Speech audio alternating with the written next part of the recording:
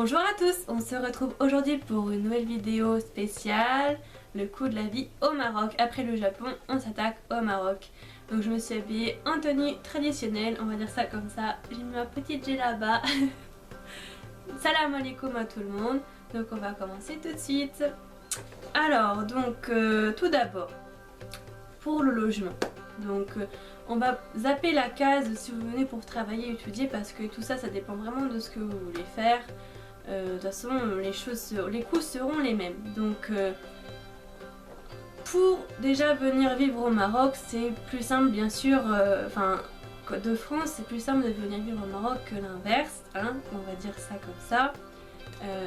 Après tout dépend, voilà, si vous êtes marié, si vous venez en tant qu'étudiant, en tant que travailleur, chaque cas est particulier selon son visa. Je vais juste revenir sur les coûts de la vie, vraiment comme j'ai fait pour le Japon, tout ce qui est vie du quotidien. Donc on va commencer par rapport au loyer, donc pour louer un appartement. Donc si vous voulez que je fasse une vidéo spécifique, donc comment on loue un appartement au Maroc, dites-le moi en commentaire et je me ferai un plaisir de la faire. Mais là je vais vraiment venir sur les coûts basiques, quoi, pas les détails. Donc pour un appartement, donc au Maroc, donc c'est tout l'inverse du Japon, où on a des très grands espaces. Les appartements, un studio, moi je trouve ça c'était dur à trouver. C'est plus 2 pièces, 3 pièces, 4 pièces et des grands espaces comme je l'ai dit. Bon, pour un loyer minimum, il faut compter entre 1000 dirhams à maximum 3500 pour avoir quelque chose de bien correct et de grand. De toute façon, vous trouverez toujours quelque chose de grand, c'est rare les petits espaces comme je vous le disais précédemment. Donc on va dire pour avoir entre un 50 mètres carrés et un 90 mètres carrés, pas en dessous, hein, ça sera 50 minimum, 90 max. Dans le terme de prix que je vous donne, c'est entre 1500 dirhams et 2500 dirhams. Selon le quartier où vous voulez aller, si c'est en plein centre-ville, c'est à la Médina, si c'est à l'extérieur. Voilà, après c'est selon où est votre travail, où est votre école. Voilà, donc on va dire pour avoir un appartement, voilà, donc pas trop loin du centre, il faut compter ces prix-là. Ensuite, l'eau, donc par mois, donc ça dépend de la ville où vous habitez, bien sûr, et je peux pas dire avec précision exactement combien ça va coûter. Je regarde sur ma feuille parce que j'ai écrit en dessous pour pas tout oublier, bien sûr. Donc on va dire que c'est entre 150 à 250 dirhams pour l'eau. Et l'électricité, pareil, ça sera entre 150 et 250 dirhams. Après ça dépend, est-ce que vous vivez seul, est-ce que vous vivez à deux, est-ce que vous êtes économe. C'est un peu comme pour le Japon, ça dépend de comment vous vivez en fait. Voilà. Je vous laisserai en barre d'infos un lien que j'ai trouvé pour avec un tableur selon votre ville, tout ça. Donc en quatrième, internet. Donc internet, il faut que vous alliez à Maroc Télécom.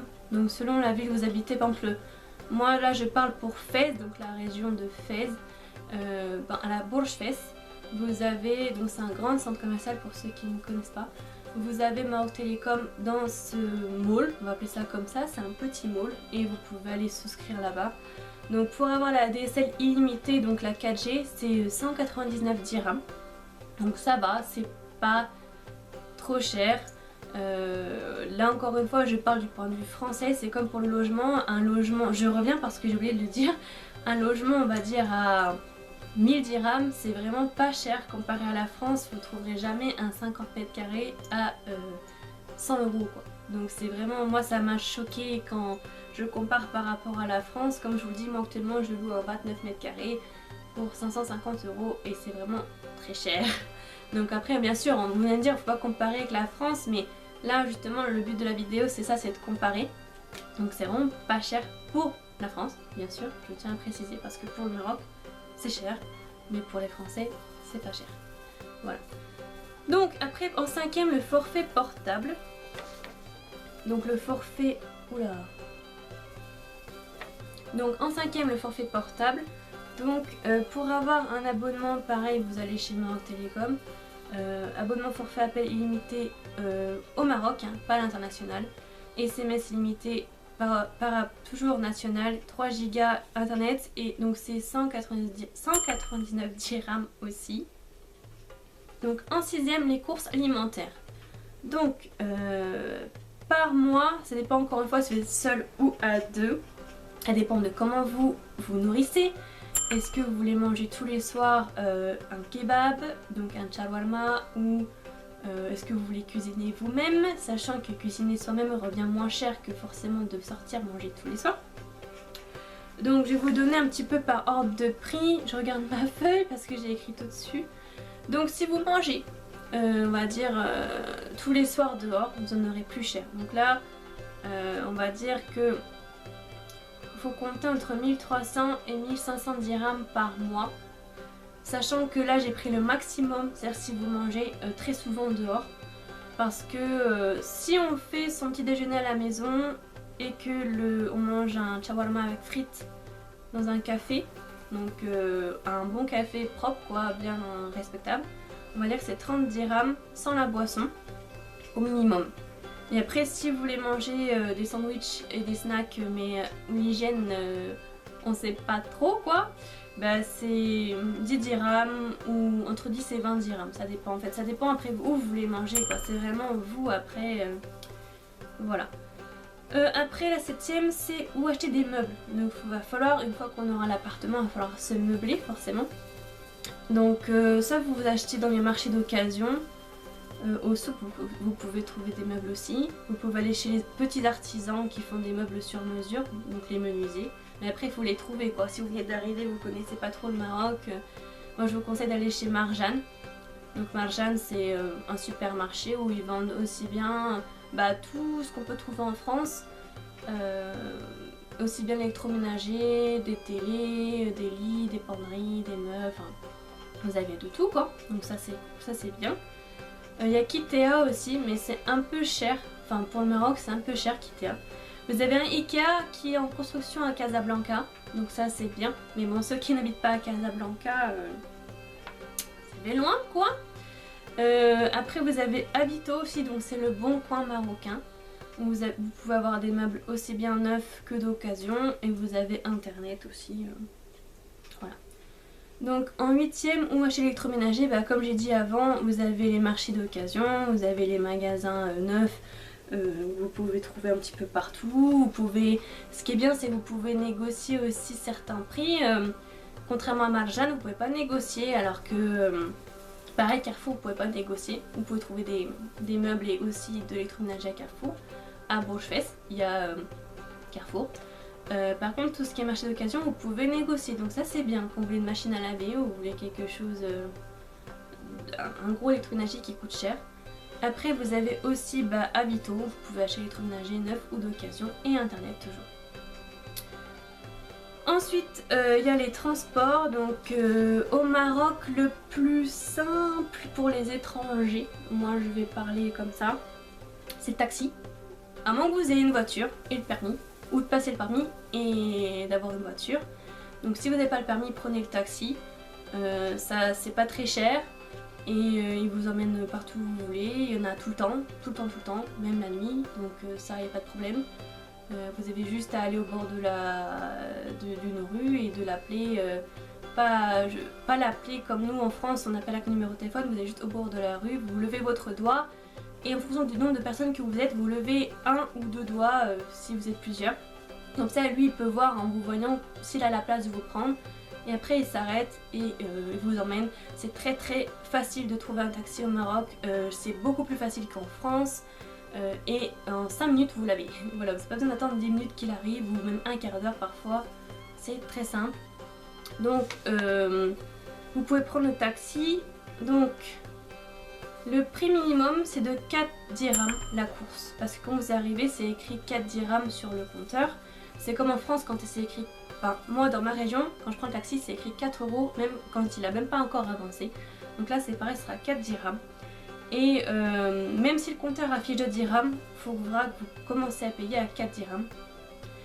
Et ensuite au-delà, il faut payer ce que le compteur affiche. Par exemple si vous commencez à 4 dirhams et selon où il vous emmène, il faut payer le surplus comme en France quoi.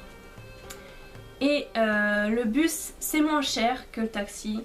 Mais je vous le conseille pas, surtout pour les étrangers, parce que Le taxi, même en parlant pas trop l'arabe, ça passe quoi. Vous écrivez sur un morceau de papier ou voilà, vous baragouinez, ça peut passer. Mais le bus, faut quand même gérer l'arabe. Et puis, il y a des...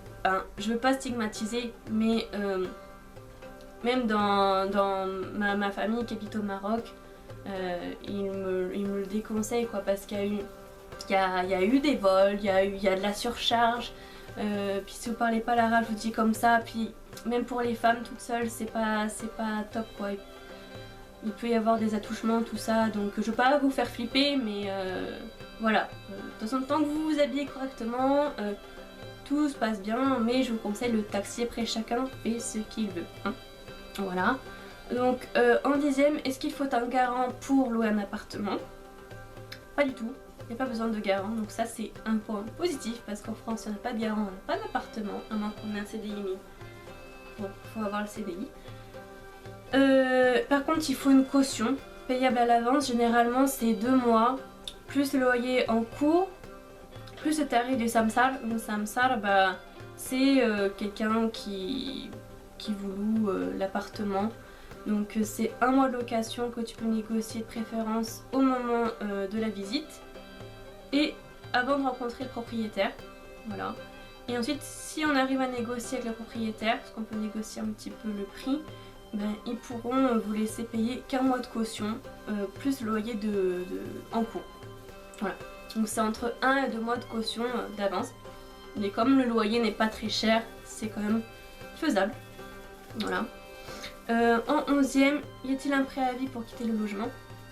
Oui, alors ça fonctionne comme ça, donc ça aussi je trouve ça très pratique. Même si vous payez 2 mois de caution à l'avance, il faut prévenir 2 mois à l'avance. Si on n'en paye qu'un, on prévient qu'1 mois à l'avance. Donc ça c'est très cool comme système, c'est très facile à retenir et il n'y a pas de complications.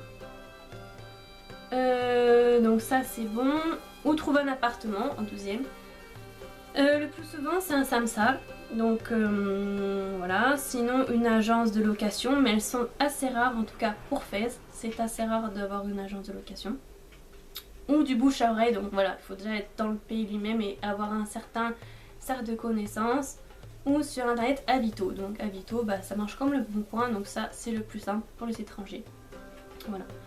Après, donc comme je le disais plus précédemment, passer son permis au Maroc, c'est une bonne chose, ça vous fera économiser de l'argent. Parce que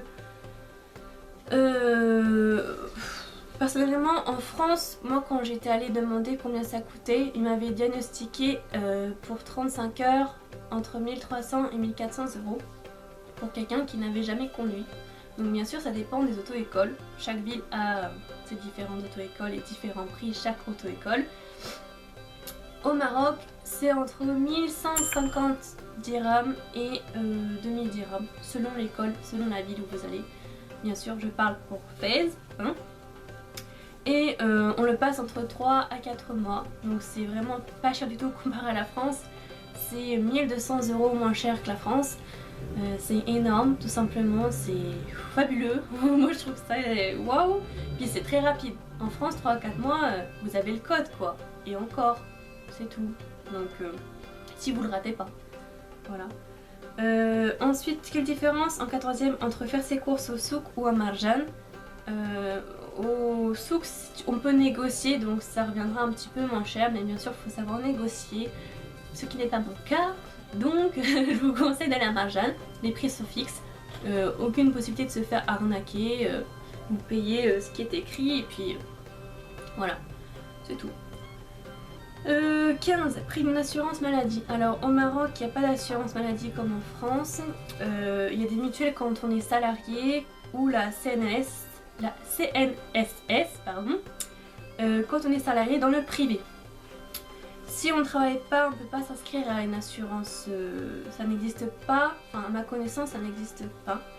Donc sinon pour avoir plus d'informations, je vous laisserai un site en barre d'infos qui explique en profondeur ce sujet. 16e, le prix d'une voiture bas de gamme, donc ça va avec se déplacer et puis en même temps passer son permis. Donc si on veut, moi j'ai pris le moins cher que j'ai trouvé. Une 205 en bon état au diesel, il faut compter entre 25 000 dirhams et 40 000 dirhams. Donc c'est pour la France ça va, c'est pas trop cher non plus. Mais pour le Maroc ça fait cher. Voilà. En 17ème, le prix d'un frigo et d'une machine à laver. Donc quand on s'installe, c'est le plus cher, moi je trouve, c'est d'acheter une machine à laver et un frigo. C'est ce qui coûte le plus cher, peu importe où vous allez. Donc un frigo moyen, on peut l'acheter neuf à peu près à 2000 dirhams. Mais comme je vous dis, vous pouvez l'acheter moins cher parce que on peut trouver dans... On peut négocier, si vous l'achetez près des souks, tout ça, vous pouvez négocier moins cher. Donc un marjan, c'est 2000 dirhams à peu près en promotion. Une machine à laver, on peut en trouver à 1500 dirhams, pareil négociable, donc ça va. Après ça dépend de la qualité que vous voulez, plus vous prenez une qualité haute, plus ça sera cher, c'est comme en France. Hein. Et ensuite on peut chercher les électroménagers d'occasion sur Avito ou dans des magasins. Donc voilà. Moi personnellement je préfère neuf pour tout ce qui est machine à laver et puis frigo. Ça évite tous les problèmes de cafard, les choses comme ça. Voilà. Donc là si on calcule, j'ai fait un calcul rapide du total de tout ça, sans compter les frais de taxi parce que ça c'est propre à chacun. Donc ça ferait à peu près 3498 dirhams. Donc ça veut dire que si ça fait moins de 500 € par mois, donc moins de 5000 dirhams par mois, sans les frais de taxi, sans les frais divers et annexes, les sorties, tout ça bien sûr, sans les frais d'école, sans tout ça. On va dire que pour le basique que je vous ai décrit, c'est moins de 4000 dirhams par mois. Donc ça va, par rapport à la France, encore une fois, je reprécise. Donc voilà, pour les coûts de la vie au Maroc, je vais faire un petit topo comme j'avais fait pour le Japon. Si vous avez des questions, n'hésitez pas à me le dire en commentaire, je me ferai un plaisir de vous y répondre. Si vous voulez un sujet particulier pour le Maroc, dites-le moi, je le ferai. Voilà, j'espère que cette vidéo vous aura plu, vous aura éclairé un petit peu sur le coût de la vie au Maroc pour tous ceux qui veulent s'installer au Maroc ou déménager ou partir en vacances ou je ne sais pas, faire leurs études là-bas. Voilà, donc n'hésitez pas à me suivre sur Instagram et Facebook, commenter, liker et à vous abonner si ce n'est pas déjà fait. Je vous dis à très bientôt dans une prochaine vidéo. Bye bye.